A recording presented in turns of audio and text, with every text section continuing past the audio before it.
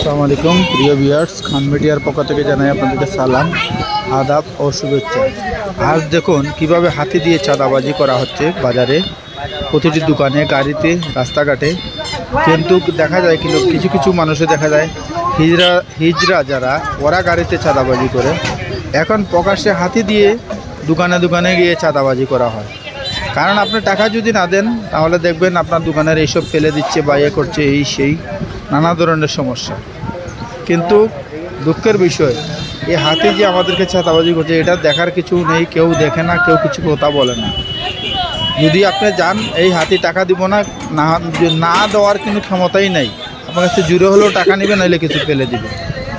তাই এই ধরনের যে জায়গায় হাতি দেখবেন, ওদেরকে আপনারাই বলুন কী করবেন, এটা আপনারাই সিদ্ধান্ত নেবেন।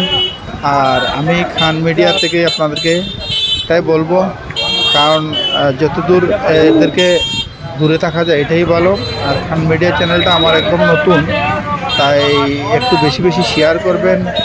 আপনাদের কাছে এটাই অনুরোধ রইল, কারণ আমার খান মিডিয়া চ্যানেলটা আপনাদের একটু দেখার পরিশ্রম যদি করে দেখে নেন তাহলে আমারও বেশি ভালো লাগবে। আর বেশি বেশি শেয়ার করলে আমি উপকৃত হব। আপনাদের কাছ থেকে বিদায় নিলাম।